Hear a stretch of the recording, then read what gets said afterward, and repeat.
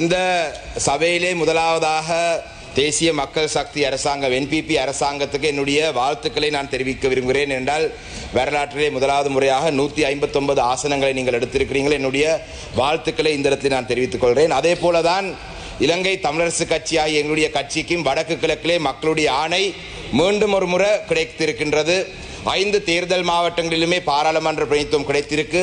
அதிலேயும் குறிப்பாக கிழக்கு மாகாணத்திலே அனைத்து மாவட்டங்களிலுமே எங்களுடைய கட்சிக்கு தமிழ் மக்கள் வாழும் பிரதேசங்களிலே அதிகூடிய வாக்குகள் கிடைத்து மட்டக்களப்பிலே வரலாற்று சாதனை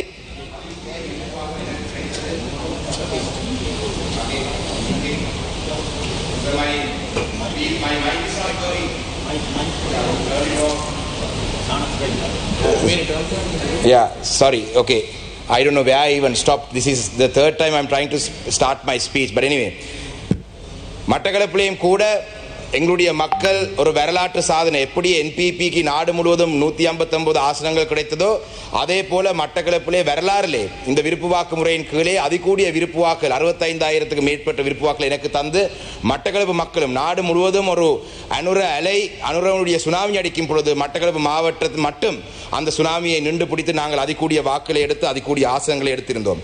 நாட்டிலே ஜனாதிபதியினுடைய அண்மையிலே நடந்த அந்த உரை சம்பந்தமாக இந்த விவாதத்திலே நாட்டிலே சமத்துவம் என்றது முக்கியம், நாட்டிலே சமத்துவம் என்றது நாங்கள் வரவேற்கிறோம். ஆனால் ஜனாதிபதியினுடைய உரையிலே தமிழ் மக்கள், குறிப்பாக தமிழ் மக்களுக்கு மட்டும் உறுத்தான சில பிரச்சனை பற்றி அவர் சொல்லவில்லை. அந்த விடயங்களை பற்றி இந்த சபையிலே நான் சொல்லாமல் நினைக்கிறேன். ஏனென்றால் மீண்டும் ஒரு முறை இலங்கை தமிழரசு கட்சி வடக்கு கிழக்கின் தமிழ் மக்களுடைய பிரதானமான கட்சி என்ற அந்த அங்கீகாரத்துடன் தமிழ் மக்களுடைய சார்பிலே இந்த இடத்திலே நான் அந்த பிரச்சனையை நான் சொல்லாமல் நினைக்கிறேன். மிக முக்கியமாக தமிழ் மக்களுடைய அரசியல் கைதிகள், ஒரு அரசியல் காரணங்களுக்காக ஆயுதம் ஏந்தி போராடிய இந்த அரசியல் கைதிகள் இன்றும் விடுதலை செய்யப்படாத நிலையிலே சிறையிலே இருக்கிறார்கள்.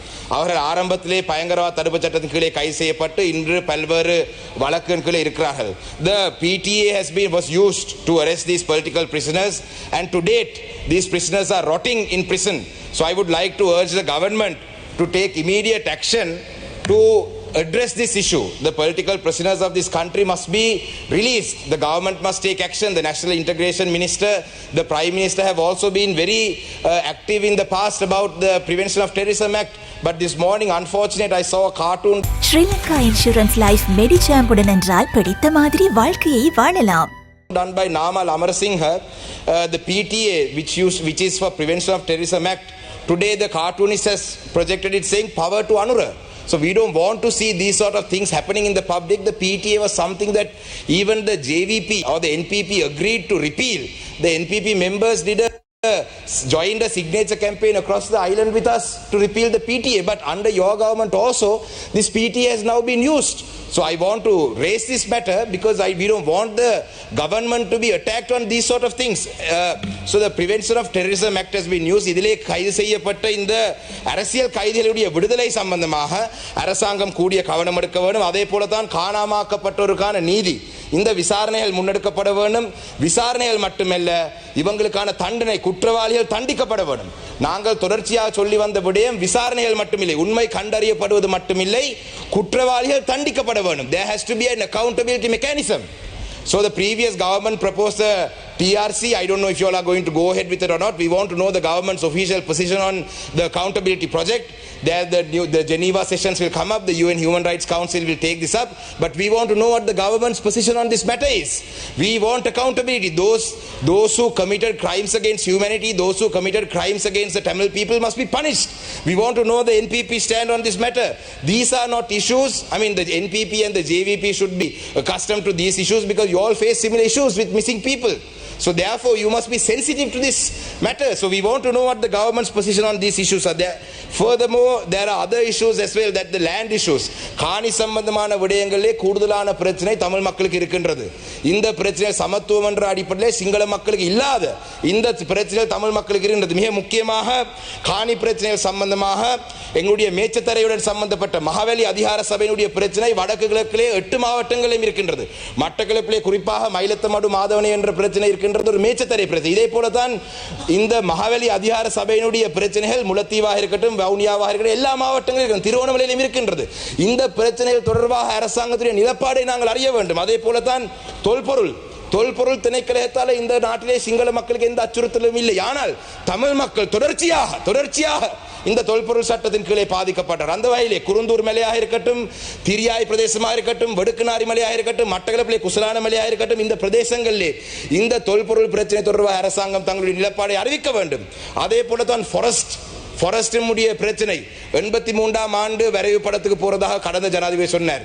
Regarding the forest land issue, the previous government was in the position of their government was to go back to the 1983 survey plan of the Sri Lanka, the land available in Sri Lanka. If we go back to that plan, some of these forest land issues can be resolved. So we want to know the government's position on this matter. The National Integration Minister is here, so we want to know, because the forest land issue is a big problem that we face in the north and the east. I'm sure the forest land issues there in the other parts of the country as well, but this is a major problem that we face. Furthermore, there are other administrative related issues that are not existing in the majority areas. Including Kalmunai வடக்கு பிரதேச சேலம் சம்பந்தமான பிரச்சனை, இது நிர்வாக ரீதியான ஒரு பிரச்சனை. இந்த பிரச்சனை தமிழ் மக்களுக்கு எதிராக பயன்படுத்தப்பட்ட ஒரு பிரச்சனை. இது அரசாங்கம் இதுக்கான தீர்வுகள் வழங்க வேண்டும். ஏனென்றால் அரசாங்க கட்சிக்கும் தமிழ் மக்களுடைய வாக்குகள் கிடைத்திருக்கு, நீங்களும் வடக்குகளை வாக்கை எடுத்து அந்த வகையிலே உங்களுடைய நிலப்பாடு இந்த விடயம் தொடர்பாக அறிய வேண்டும். அதே போல தான் about the removal of army camps, the withdrawal army camps. I would like to welcome that the government has taken action. Even the extent of the land was small. Army camp has been removed because it was not necessary. Some roadblocks have removed. We welcome that. Thank you. These are things that the previous government should have done.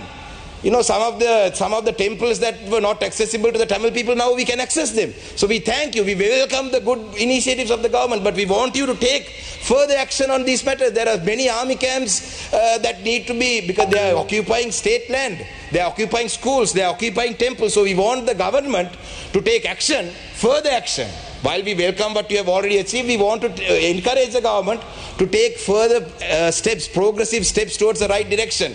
Finally, another most important thing is the devolution of power matter in this country. I think I would like to thank Dr. Nalinda Jayatissa. Yesterday in the cabinet meeting, he had clarified the question that I raised in the House yesterday about JVP Secretary General Tilvin Silva's statement. Dr. Nalinda Jayatissa, as the cabinet spokesperson, had clarified yesterday at a press meeting. That is what I wanted. I was hoping that would happen in the parliament in the morning, but that was done. So thank you for that. We welcome the fact that you will have the provincial councils till you bring in a new constitution. But when you bring in a new constitution, you must remember that the Tamil people of this country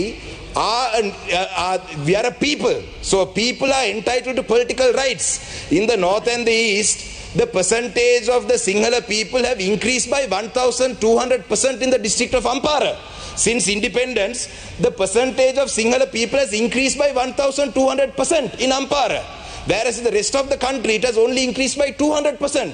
In the district of Trincomalee, the percentage has increased by 700%, whereas in Gampaha, the Sinhala population's percentage has increased by 200%. So, therefore, the state-sponsored colonization projects for the last 75 years has changed the demography of the north and the east.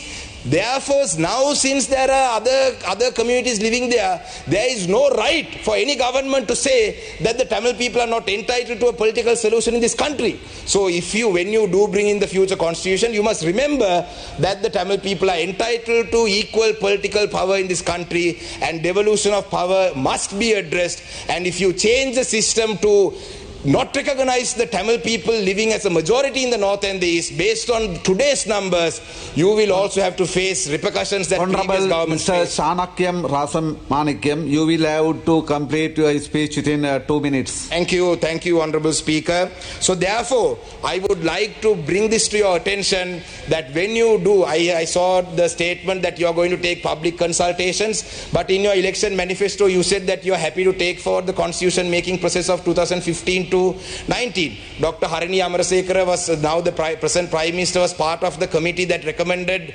I think in 2016 May, you were part of the committee at that time that put forward recommendations. So you all agreed to some of those. So we are open for dialogue. We are not here to disrupt the government.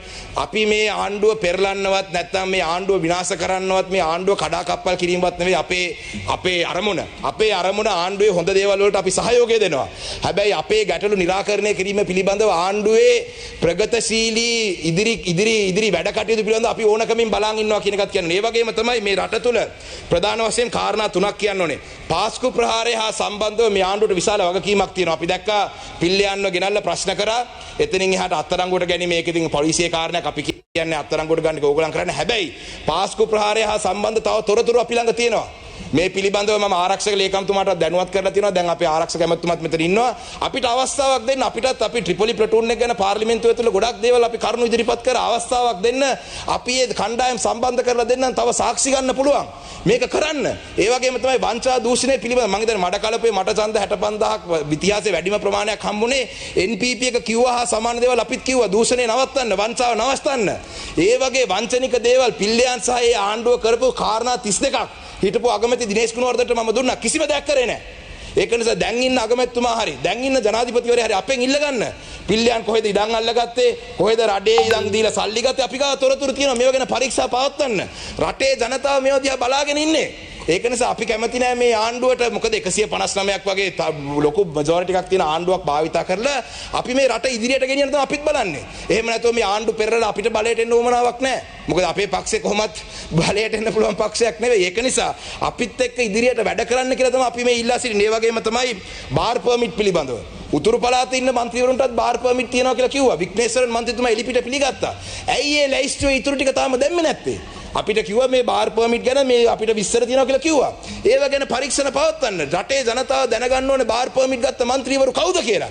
ඇයි මේ විස්තර කියන්නේ නැත්තේ? ඉතින් අපි ඉල්ලන්නේ මේ වංචා දූෂණ පිළිබඳව මේ ආණ්ඩුව ක්‍රියාව ඉදිරියට ගෙනිය අරන් යනවා නම් අපි ඒකට සහයෝගය දෙන්න කැමතියි. රටේ ජනතාවත් බලන් ඉන්නේ. මොකද පාර්ලිමේන්තු ජනාධිපතිවරයාට කලින්ම කිව්වා මේ රටේ අපිට අපේ විපක්ෂයේ ජනතාව කියලා කිව්වා.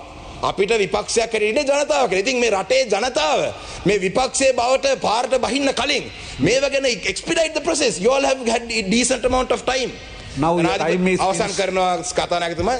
ජනාධිපතිවරණ ඉවර වෙලා දැන් මාස කිහිපයක් ගිහිල්ලා තියෙන්නේ. ඉතින් ඊළඟ මාසයේ ඇතුළත හරි අපි දැන් අලුත් කියලා කියන්න හරි අලුත් තමයි. අපි සහයෝගය දෙනවා. අපි එනකොට අපි මේ ප්‍රගතශීලී විදිහට වැඩ වෙනවා නම් අපිත් සහයෝගය දෙනවා. රටේ ජනතාවගේ සහයෝගයත් ලම්බ වෙයි. ඒ වගේම තමයි අවසන් කරනවා කතානායකතුමනි. fuel prices, electricity prices පිළිබඳව යම් යම් ප්‍රශ්න දැන් මතුවලා තියෙනවා. ඉතින් ඒව ගැනත් ඉදිරි අනාගතේ අපිට ලැබෙන වෙලාවේ අපි කතා කරමු. ඒක නිසා මේ ආණ්ඩුවටත් සුබපතමින් අපේ සහයෝගය හොඳ දේවල් වලට හැම අවස්ථාවෙම තියෙනවා කියන එකත් ප්‍රකාශ කරමින් මගේ කතාව අවසන් කරනවා. වෙලාව ලබා දුන්න කතානායකතුමාටත් මම ස්තුති කරනවා. බොහොම